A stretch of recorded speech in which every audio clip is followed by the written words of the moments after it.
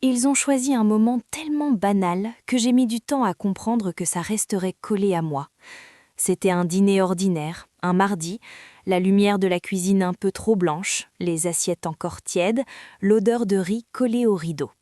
Emma racontait une bêtise de son boulot, Jessica riait sans vraiment écouter, et mon père, calmement, comme s'il commentait la météo, a dit que je devrais rester réaliste pour l'université.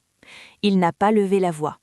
Il a juste posé sa fourchette et regardé mon frère comme on regarde une preuve vivante. « Ton frère a l'esprit pour ça », il a ajouté. « Toi, tu es appliqué. » Le mot « appliqué » m'a piqué parce qu'il sonnait comme suffisante, jamais brillante.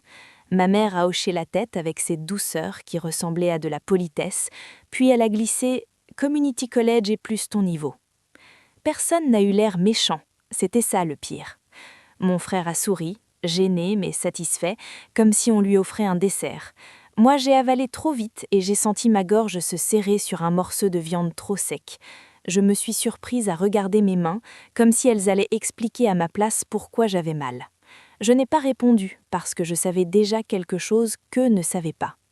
Et quand la conversation a repris, normale, sur le prix des courses et la voiture de Sarah, j'ai pensé à l'onglet du portail d'admission que j'avais fermé d'un clic, plus tôt, dans ma chambre. Ce qu'ils ne savaient pas n'était pas impressionnant. C'était juste quelque chose que je n'avais dit à personne encore. Après ce dîner, ils ont commencé à parler d'argent comme d'un outil, pas comme d'une aide. On aurait dit qu'ils avaient appris une langue secrète et que chaque phrase contenait le même message « Nous payons, donc nous décidons ». Mon père imprimait des tableaux de frais de scolarité, les posait sur la table basse comme des menus et il entourait au stylo les chiffres qu'il trouvait indécents. Ma mère citait Margaret, ma tante, qui aimait dire en souriant « Les filles n'ont pas besoin de diplôme STEM », comme si c'était une évidence gentille, un conseil de beauté.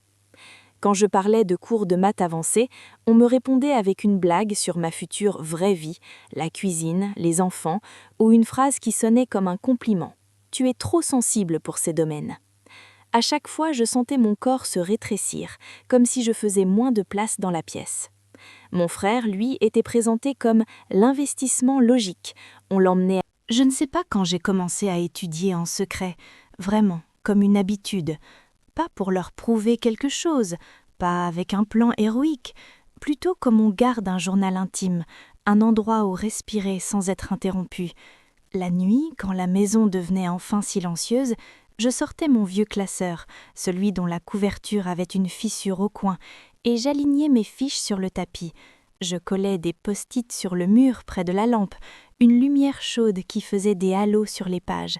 Je travaillais avec un mélange bizarre de fatigue et de calme, comme si chaque exercice me rendait un peu plus réel. J'avais téléchargé des tests blancs, je chronométrais mes sections en retenant mon souffle, et j'écoutais le bruit du minuteur comme si c'était une personne qui me regardait. Parfois, je m'endormais la joue contre un manuel, et je me réveillais avec des lignes imprimées sur la peau. Je faisais attention à tout, à ne pas laisser traîner les feuilles, à effacer l'historique sur l'ordinateur familial, à garder ma calculatrice dans un tiroir que personne n'ouvrait. C'était absurde, parce que ce que je faisais était normal pour n'importe quel élève, mais chez nous, l'effort était une preuve de prétention quand il venait de moi. Mon frère, lui, pouvait réviser au salon et recevoir des encouragements. Moi, si on me voyait travailler, on disait « tu te stresses pour rien ». Un soir, ma mère est passée devant ma porte entr'ouverte. Elle a juste aperçu les pages et elle a murmuré « Ma chérie, ne te fais pas d'illusions ». Elle n'a même pas attendu ma réponse. Elle a refermé doucement, comme on ferme une fenêtre pour éviter un courant d'air. Je me suis remise à écrire, plus lentement. Je n'ai pas réalisé que ce moment allait me suivre ailleurs, dans un endroit beaucoup plus lumineux, sur un campus que je n'avais pas encore le droit d'imaginer. Le SAT, c'était devenu une sorte de secret physique, comme une petite pierre dans ma poche. Le jour des résultats, je n'ai pas sauté de joie, je n'ai pas crié, j'ai juste ouvert le site, le cœur tellement fort que j'avais l'impression qu'il cognait contre mon écran. 1580. J'ai relu le chiffre plusieurs fois, pas parce que je doutais, mais parce que je savais que ce chiffre n'avait pas le même sens chez nous que chez les autres familles. Chez nous, il ne signifiait pas bravo, il signifiait et maintenant, qu'est-ce qu'on va faire de toi? Mon frère avait eu 1200 et s'était déjà raconté comme une victoire familiale, comme si l'univers lui devait quelque chose. Il avait reçu un gâteau, une photo, même un petit discours de mon père. Moi, je suis restée assise sur le bord de mon lit, avec la fenêtre entr'ouverte, l'air froid qui me donnait la chair de poule. J'ai pris une capture d'écran, puis je l'ai envoyée à personne. Je me suis surprise à mettre le rapport imprimé au fond d'une chemise, derrière des devoirs de biologie, comme si c'était un billet. Les candidatures, c'était une saison étrange, pleine de petites humiliations invisibles. Ma famille aimait parler de mon avenir devant les autres, mais seulement si ça restait dans le cadre qu'ils avaient choisi. Lors d'un repas chez Margaret, elle a demandé, la bouche pleine de salade, si je comptais vraiment aller loin ou si je voulais juste un diplôme pour faire joli. Sarah a ri, pas méchamment, mais d'un rire qui disait « Tu vois bien comment on te voit ». Mon père a répondu à ma place « Elle regardera des options locales, on ne va pas gaspiller de l'argent ». Et tout le monde a acquiescé comme si c'était raisonnable. Après, dans la voiture, ma mère m'a dit que je devais être reconnaissante qu'on pense à ma stabilité. Elle parlait de stabilité comme d'un collier qu'on met à un chien pour qu'il ne se perde pas. À la maison, les brochures qu'il me donnait avaient toutes le même ton, pratique, proche, pas trop cher. Les photos montraient des étudiants souriants, un peu génériques, et j'essayais de me convaincre que je pouvais aimer ça. Mais je gardais, cachées dans un tiroir, d'autres brochures, plus fines, plus élégantes, avec des bâtiments en pierre et des laboratoires brillants. Je les touchais parfois juste pour sentir le papier, comme si le papier pouvait m'apprendre à appartenir à cet endroit. J'avais aussi une liste de mots de passe sur un carnet minuscule, portail d'admission, compte e-mail, confirmation. Je n'ouvrais pas certains messages, pas parce que je n'avais pas envie, mais parce que chaque notification pouvait devenir une confrontation. Quand mon téléphone vibrait, je le retournais sur la couverture. Un soir, j'ai ignoré 3 appels de mon père pendant que je remplissais une section aide financière. Son nom s'affichait et je sentais ma peau se tendre. Je n'ai pas décroché. Je me suis dit que je rappellerais plus tard, quand j'aurais fini, quand j'aurais respiré. Je ne savais pas encore que ces appels ignorés deviendraient une habitude et que l'habitude finirait par ressembler à une distance. La première petite validation est arrivée comme une chose presque embarrassante, quelque chose que je n'avais pas demandé. Une professeure m'a retenue après un contrôle, juste 5 minutes, dans une salle qui sentait la craie et le marqueur. Elle a posé ma copie sur le bureau et elle a dit doucement « Tu as une manière de penser qui n'est pas commune ». Elle n'a pas dit ça comme un compliment de politesse, elle l'a dit comme une observation tranquille, comme si elle constatait la lumière dehors. Je me souviens de la façon dont ma gorge s'est serrée parce que j'étais tellement habituée à être appliquée que l'idée d'être autre chose me donnait presque le vertige. En sortant, j'ai gardé ma copie pliée contre ma poitrine, comme si quelqu'un allait me la voler. Je ne l'ai pas montrée à mes parents. Je ne sais même pas pourquoi, parce que quand les discussions sur l'argent se sont intensifiées, j'ai commencé à comprendre que ce n'était pas seulement une question de coût, c'était une question de contrôle. Ma mère parlait de notre contribution comme si c'était un contrat moral. Mon père disait « si on paye, on veut un retour ». Il utilisait ce mot « retour » comme s'il parlait d'un placement. Un soir, pendant une réunion familiale improvisée, il a posé une enveloppe blanche devant moi. À l'intérieur, il y avait une liste imprimée des écoles qu'ils acceptaient de financer, avec des cases à cocher. Il a ajouté, presque gentiment, « choisis et on avance ». Je me souviens du bruit du papier quand je l'ai sorti, ce froissement sec et de la manière dont mes doigts ont tremblé juste un instant. Jessica était là, silencieuse, jouant avec sa bague, Emma regardait son téléphone, mon frère mâchait un chewing-gum détendu comme si c'était un jeu. J'ai regardé la liste. Aucun nom ne me faisait vibrer. C'était comme choisir un futur déjà prédécidé. J'ai dit que je voulais réfléchir. Mon père a souri, mais c'était un sourire qui ne touchait pas ses yeux. « Réfléchir à quoi ?» a-t-il demandé, et avant que je puisse répondre, ma mère a murmuré « Les filles compliquent toujours tout ». Ce n'était pas une attaque ouverte, c'était une fatigue, comme si mon ambition était un caprice qui lui donnait mal à la tête. Cette nuit-là, dans ma chambre, j'ai sorti l'enveloppe et je l'ai glissée sous mon matelas, pas parce que je comptais la signer, mais parce que je ne voulais pas qu'elle traîne comme une menace visible. Cette enveloppe est restée là plus longtemps qu'elle n'aurait dû. et chaque fois que je changeais mes draps, je sentais sa présence comme un secret que je n'avais pas choisi. Les portails d'admission sont des endroits étranges quand on est seul. C'est juste un écran, du texte, des boutons, mais moi j'avais l'impression d'entrer dans des pièces interdites. Je me connectais tard, souvent après minuit, quand la maison ronflait doucement et que la lumière du couloir était éteinte.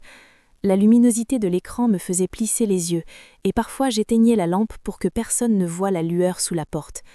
Je lisais les mêmes phrases plusieurs fois. Application received, under review.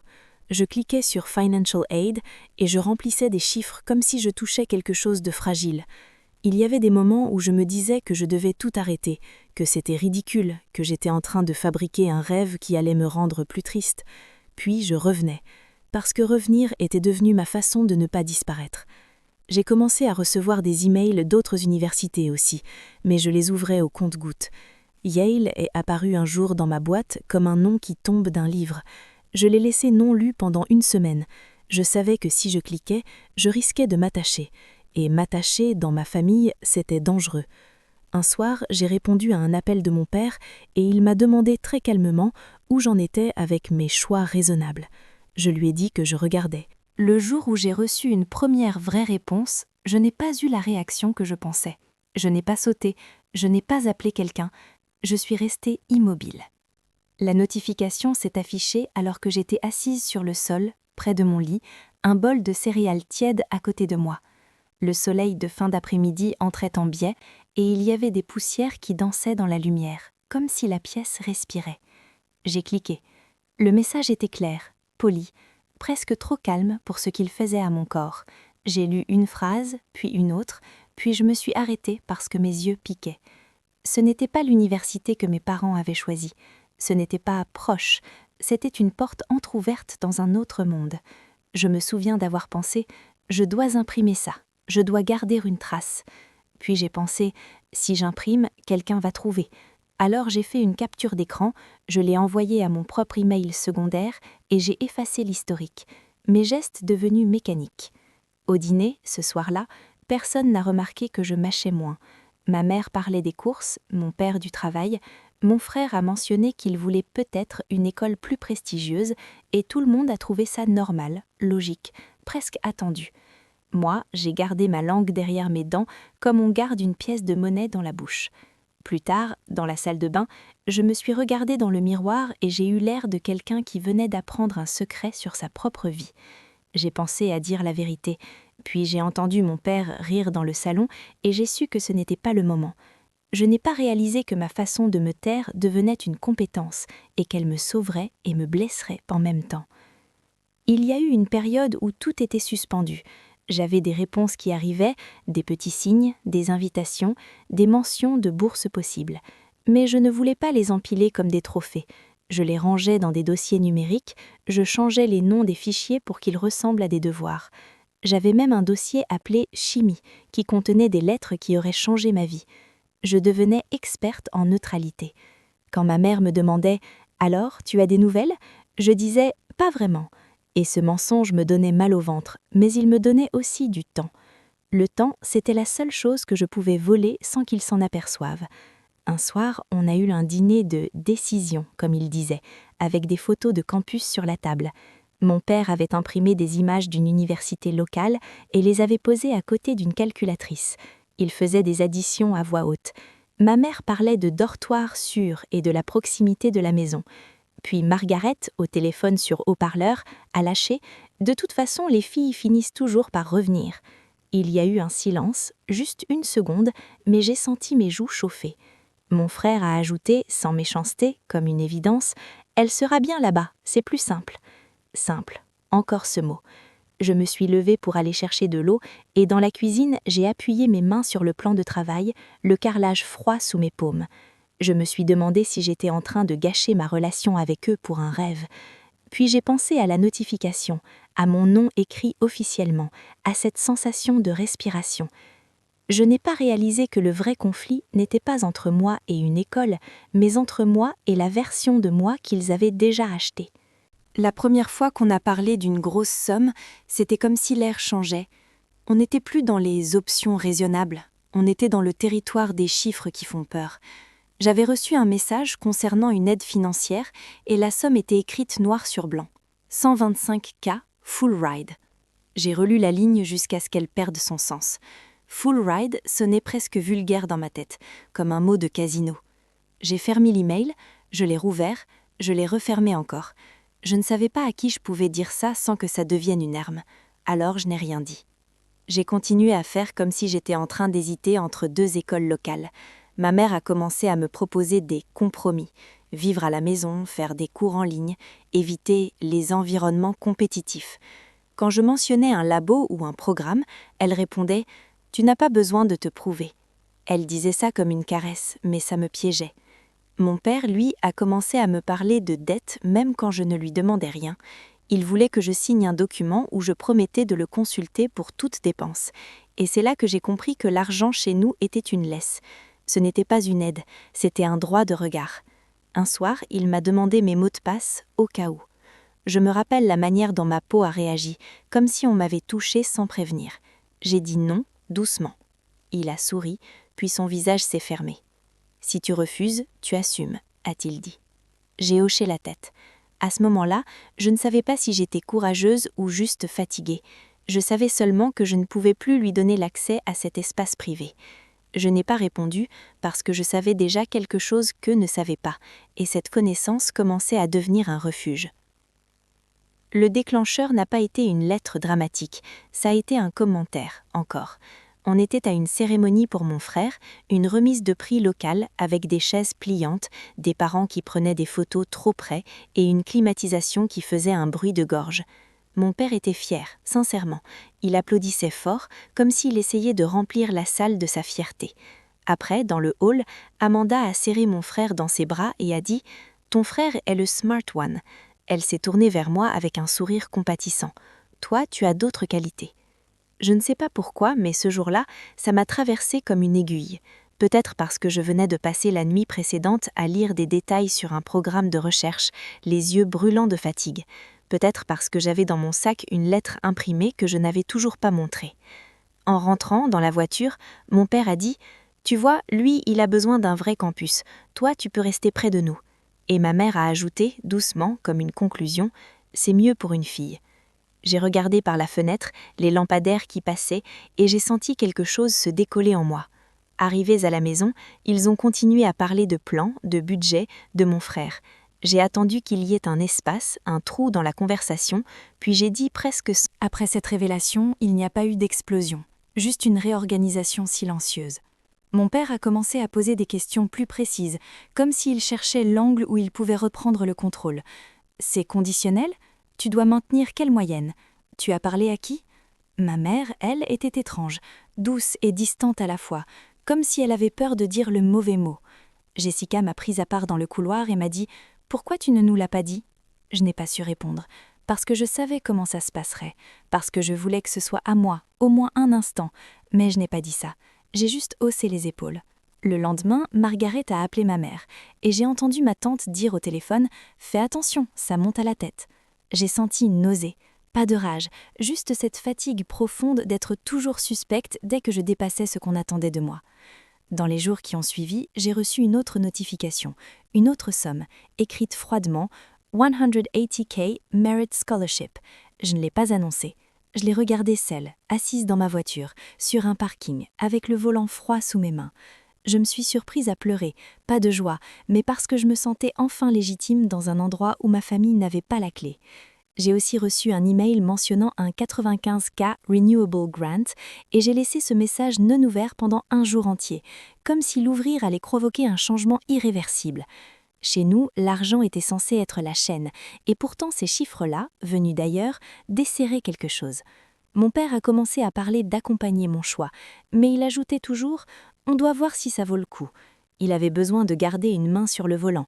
Je ne me suis pas battue. Je suis restée calme, presque trop calme. Je répondais peu. Je ne donnais pas tous les détails. Je comprenais enfin que le silence pouvait être une frontière. Quand est venu le moment des visites de campus, on aurait dit qu'on jouait une pièce où personne ne connaissait le texte. Mes parents voulaient venir partout. Ils disaient que c'était normal. Moi, je sentais que leur présence transformerait chaque couloir en négociation. Alors j'ai choisi une visite courte, presque discrète, à Northwestern. Je l'ai annoncé comme une simple curiosité, un « on verra ».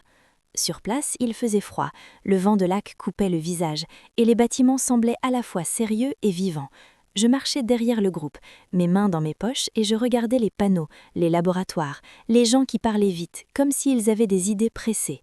Je prenais des photos, mais pas pour Instagram, juste pour moi. Une photo d'un couloir lumineux, une autre d'un tableau d'affichage couvert d'annonces, une troisième d'un banc où quelqu'un avait laissé un gobelet de café. Ces détails-là me faisaient bizarrement confiance.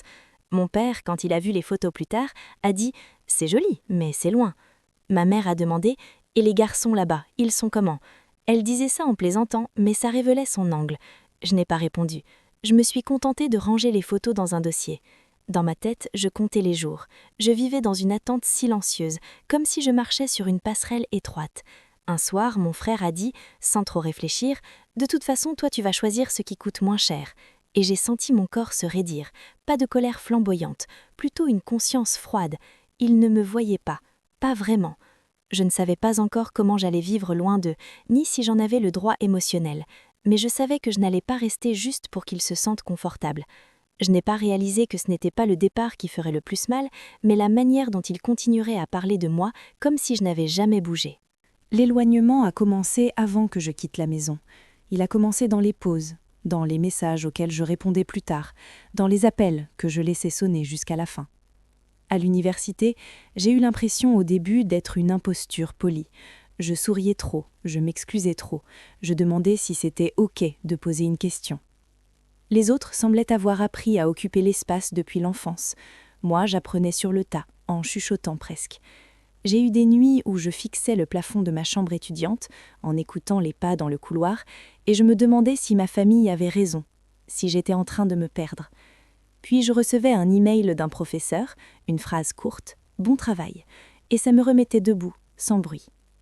Plus tard, j'ai été invitée à quelque chose d'officiel, une reconnaissance académique qui a fini par inclure Phi Beta Kappa. Je l'ai dit à ma mère au téléphone, en essayant de ne pas paraître fière. Elle a répondu « Ah, c'est bien !» Puis elle a enchaîné sur le prix des vols, comme si ma vie se résumait au coût de me voir. J'ai appris à ne pas offrir mes moments précieux à des gens qui les traitaient comme des détails. Il y a eu une cérémonie de fin d'études, des robes qui frottaient contre les jambes, le soleil trop brillant et une mention d'honneur de graduation. Mon père a pris une photo, mais il a passé plus de temps à vérifier la facture du parking. Je ne lui en ai pas voulu comme dans les films. J'ai juste senti une distance tranquille se solidifier, comme une vitre qu'on ne casse pas, mais qu'on comprend. Plus tard encore, il y a eu une décision pour un programme de doctorat entièrement financé et un travail qui payait plus que ce que j'avais osé imaginer. Je n'ai pas fait d'annonce, je n'ai pas posté, je n'ai même pas appelé immédiatement. Je me suis assise sur mon lit, j'ai respiré et je me suis dit « Je ne leur dois pas la première place dans cette histoire ». Aujourd'hui, quand je repense à tout ça, je ne ressens pas une victoire, je ressens surtout une sorte de calme que je n'avais pas quand j'étais adolescente. Je vis loin. Pas dans un sens dramatique, mais dans un sens réel.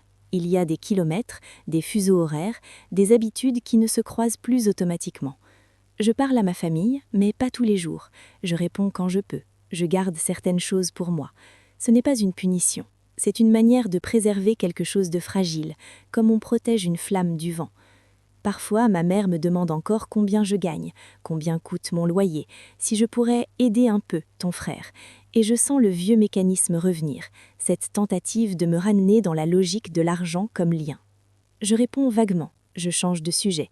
Je ne le fais pas pour être froide, je le fais parce que je sais ce que l'information devient chez nous, une poignée. Je pense à la fille que j'étais, celle qui cachait des brochures sous un pull, qui effaçait son historique comme si étudier était un crime. J'ai envie de la serrer, pas pour lui dire « tu vas réussir », mais pour lui dire qu'elle n'est pas folle d'avoir eu mal, que c'était réel, que le contrôle pouvait se déguiser en prudence, en amour, en réalisme. Je ne raconte pas souvent cette histoire parce qu'elle n'a pas une fin brillante, elle a juste une fin plus silencieuse. J'ai compris que l'indépendance n'était pas un moment spectaculaire, mais des suites de petits gestes. Ne pas donner un mot de passe, ne pas se justifier, ne pas courir après l'approbation. Et quand je marche le soir, seule, en rentrant du travail, j'entends parfois la voix de mon père qui disait « appliquer », comme si c'était une limite. puis j'entends ma propre respiration, régulière, et ça suffit. Je n'ai pas répondu parce que je savais déjà quelque chose qu'eux ne savaient pas.